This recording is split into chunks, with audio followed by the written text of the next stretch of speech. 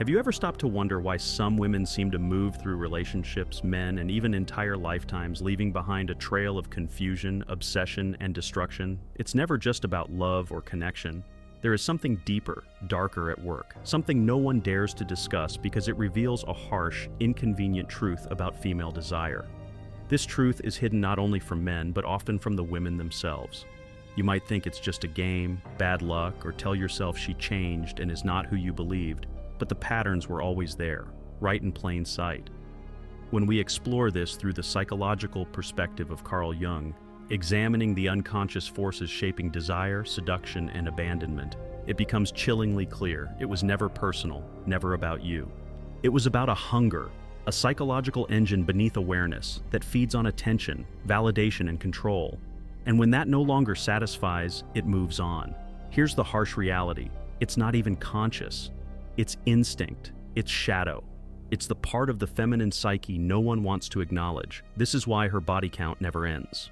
In this video, we'll explore the unconscious mechanisms behind this pattern, how female desire, driven by instinct, shadow, and unmet psychological needs, creates a cycle no one names but everyone has felt and lived. Brace yourself, because once you see it, you can't unsee it, the hidden hunger behind female desire. There's something about female desire you were never told. Something modern conversations conveniently ignore. Not because it's unreal, but because it's uncomfortable. It doesn't fit the neat stories of love, romance, and equality. Carl Jung's work revealed that every person carries an unconscious shadow, a hidden self filled with suppressed urges, unmet needs, and instincts people don't want to admit exist. Within the feminine psyche, one of the most misunderstood shadows is the hunger, not just physical or sexual hunger, but a complex psychological hunger for validation, significance, admiration, and emotional consumption. When unconscious, it becomes an endless machine, always feeding but never satisfied. This is not about cruelty or conscious manipulation. Most of the time, it's automatic. The feminine psyche holds an archetype Jung called the devouring feminine, seen throughout mythology and folklore.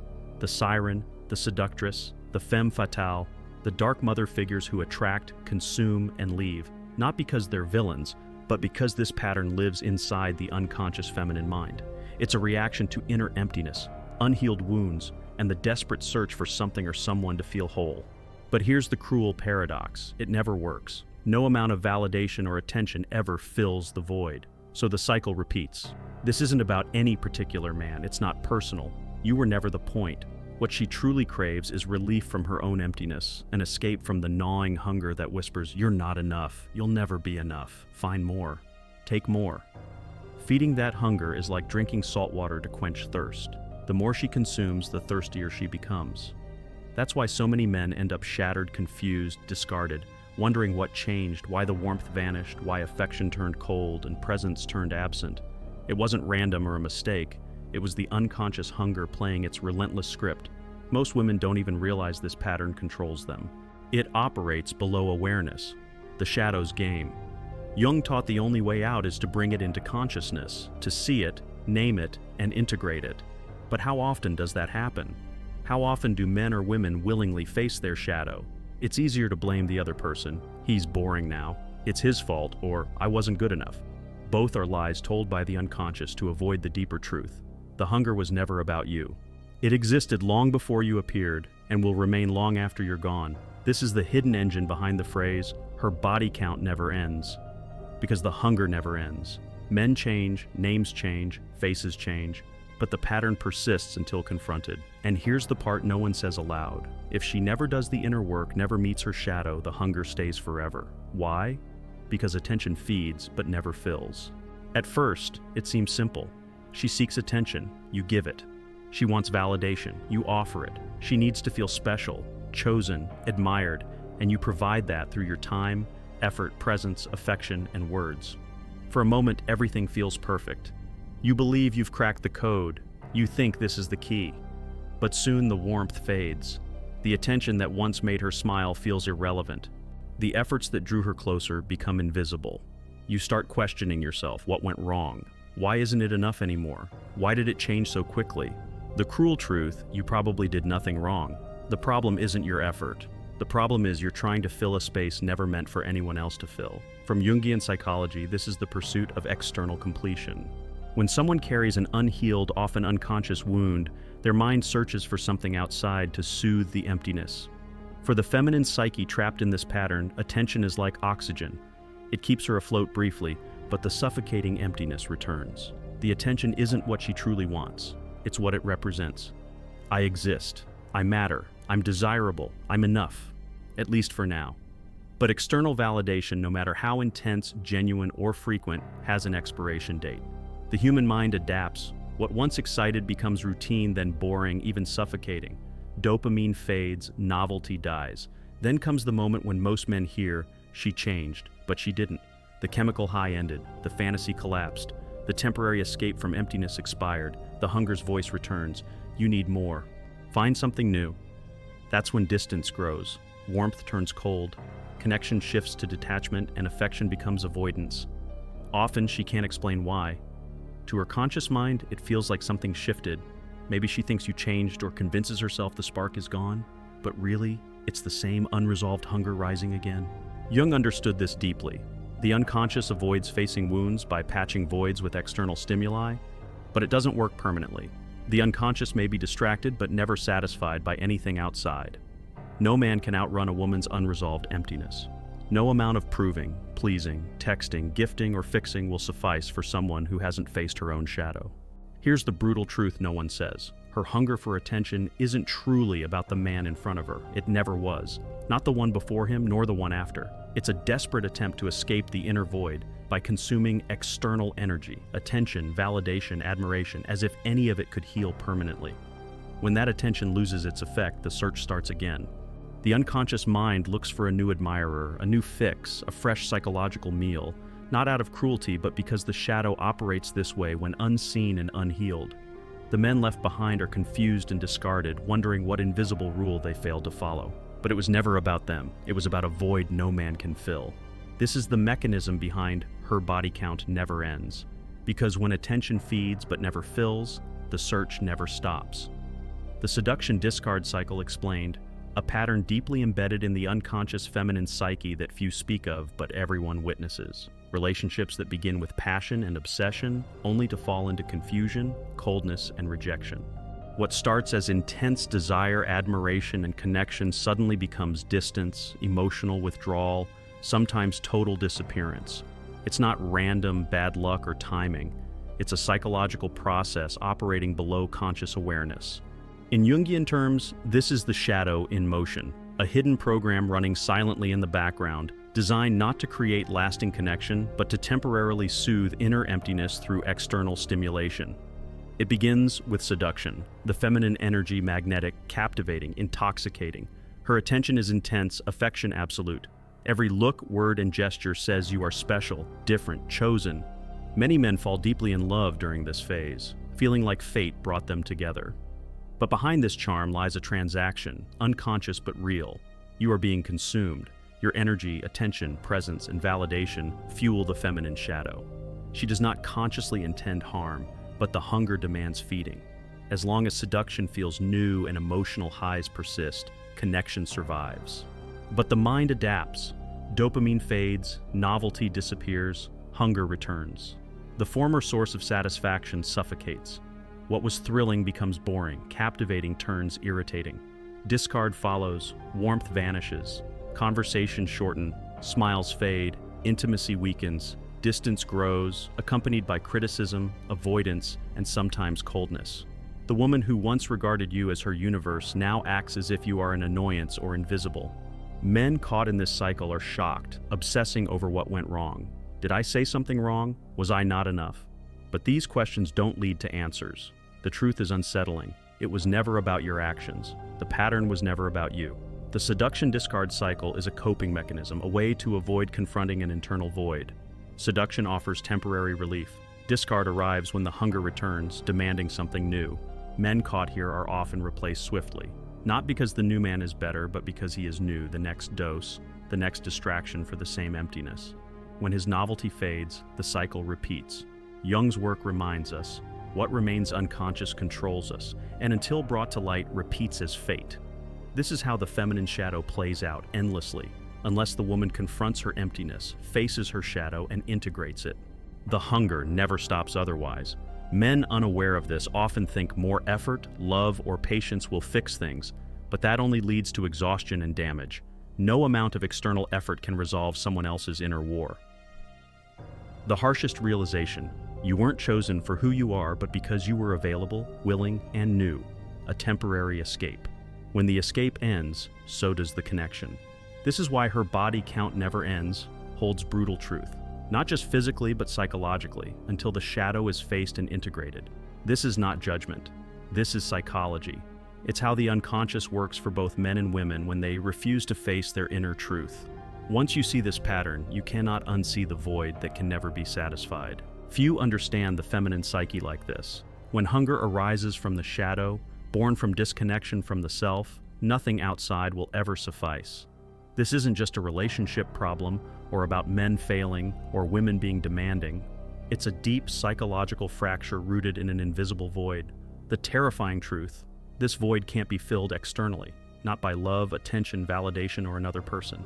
Jung spent his life studying how the unconscious shapes behavior.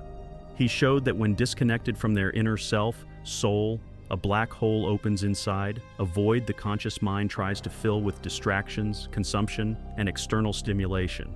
For many women unaware of this space, the void becomes an invisible force guiding behavior. It constantly whispers, "You need more." More attention, excitement, admiration, validation. No matter how much is given, satisfaction is temporary. The void always returns, demanding more.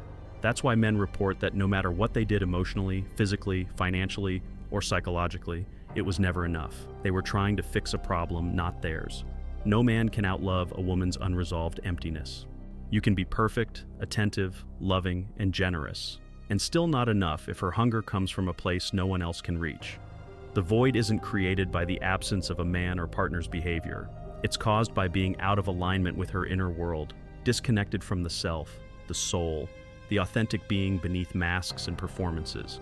The most dangerous part: the feminine shadow has learned to hide this from everyone, including herself. On the surface, it looks like confidence, independence, even hypersexuality.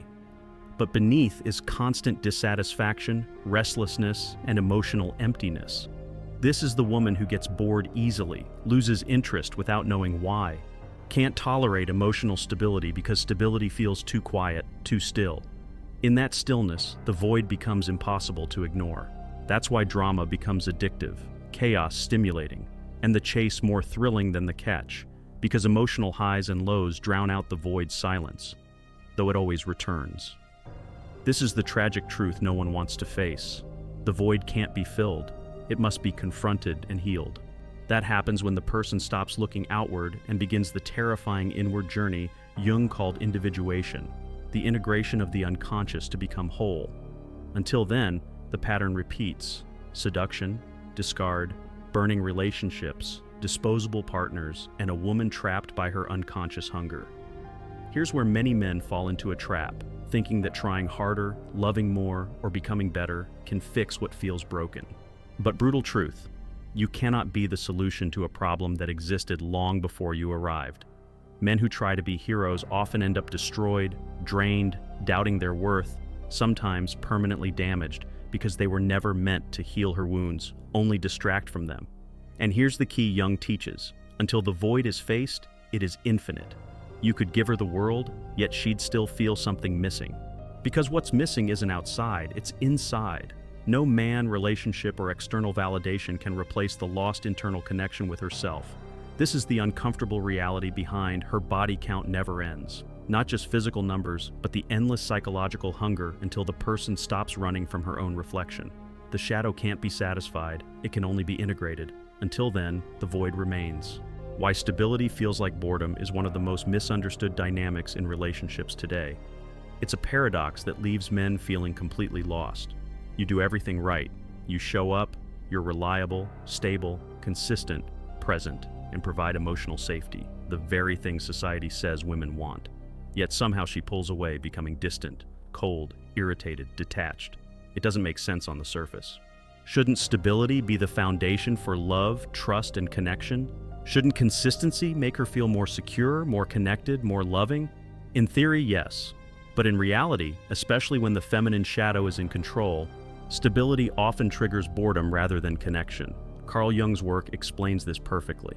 When someone carries an unresolved internal void, the unconscious craves stimulation, not peace or stability, because stability creates quiet. And in that quiet, the psychological emptiness becomes impossible to ignore. Without the noise of chaos, drama, or emotional highs and lows, the person faces themselves, their shadow, their wounds, their disconnection from their true self. For someone operating unconsciously from this place, chaos feels safer than peace. Drama feels more comfortable than calm. Emotional roller coasters feel alive, while stillness and stability feel suffocating. This is why the same pattern repeats over and over. She chases excitement, craves the highs of seduction, the thrill of unpredictability. But the moment the relationship becomes stable, when the mystery fades and routine sets in, the internal void whispers again. Hunger returns, restlessness grows, then comes withdrawal. Her texts become shorter, her presence colder, enthusiasm disappears. The man who once made her smile now feels like an irritation simply for existing. Men start doubting themselves. Was I too nice? Too predictable? Should I have played more games? Should I have withheld affection to keep her guessing? But none of these questions touch the real problem. The issue isn't you. No man can outrun a woman's relationship with her own boredom. Because her boredom isn't really about you. It's about the silence that stability creates. That silence exposes the shadow, the unhealed wounds and emptiness that attention, validation, and external stimulation can't fix. When that happens, the unconscious scans for something new, something exciting, chaotic, a fresh illusion of aliveness without requiring the work of inner healing. This is why the same woman who once claimed to want peace, safety, and stability suddenly finds herself drawn toward chaos, unpredictability, or emotional games. Not because she is consciously cruel, but because her unconscious runs a survival program to avoid sitting with the discomfort of her own inner void. This is where countless men break themselves, trying to be both the safe haven and the source of endless excitement. But the truth is brutal. You cannot be both. Stability and chaos cannot coexist. Trying to become her circus to escape her boredom will only destroy your own peace. This isn't about playing harder games or manipulating desire. It's about understanding psychological truth. If her peace feels boring, it's not because peace is the problem. It's because her relationship with herself is broken. The mask of independence is another layer to this complex puzzle. Modern society glorifies the independent woman, strong, empowered, needing no one, answering to no one. On the surface, it seems like power, freedom, evolution. But underneath, for many, this mask hides something darker, a deep fear of intimacy, vulnerability, and genuine connection. Carl Jung's shadow work helps explain this clearly. When someone disconnects from their inner self, their wounds, fears, and unresolved pain, the psyche builds defenses, creating masks.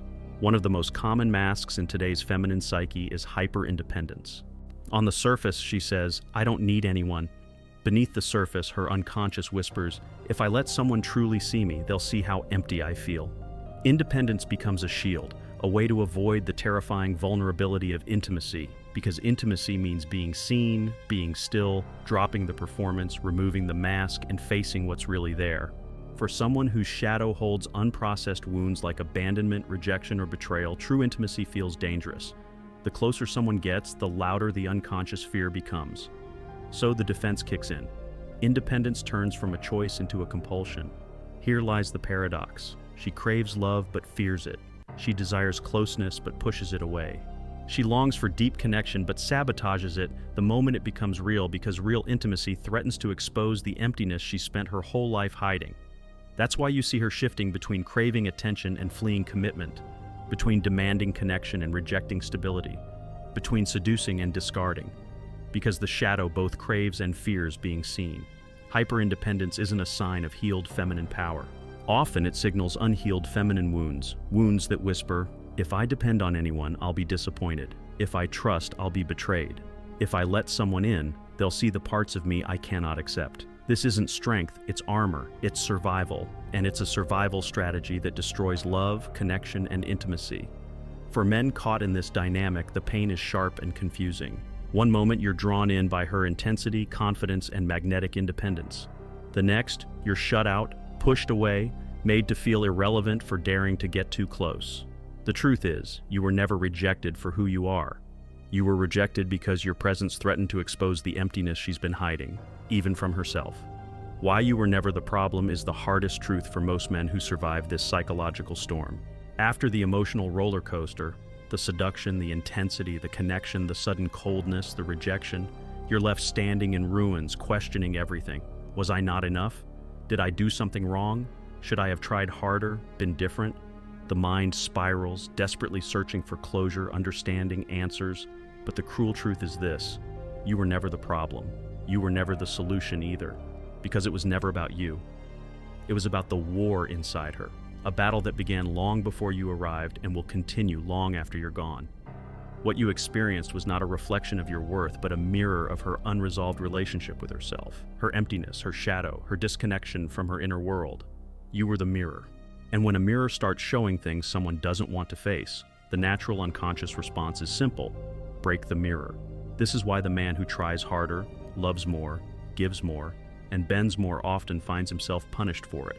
Because the problem wasn't the lack of effort. The problem is that effort cannot heal a wound that's not yours. The attention you gave wasn't insufficient, not because it was flawed, but because attention was never the true need. The love you offered wasn't enough, not because it lacked, but because no love can substitute for the absence of self-love. In truth, you were used, not consciously, not maliciously, but as a psychological tool, a temporary anesthetic for pain she refuses to face inside herself. When you entered her life, you became the dopamine hit, the emotional bandage, the escape from her own reflection. But bandages wear out, dopamine fades, and when that happens, the very presence that once comforted becomes unbearable. Not because you changed, but because you stayed long enough for the fantasy to collapse and her own void to resurface. That's when the discard arrives. Coldness, distance, silence, and the harsh attempt to convince both you and herself that you were the problem. But you weren't. You never were. Carl Jung said it best: until you make the unconscious conscious, it will direct your life, and you will call it fate. You were never the problem, you were the mirror, and that was the real threat. And here's what no one tells you: recognizing this pattern isn't enough. Understanding it is just the first step.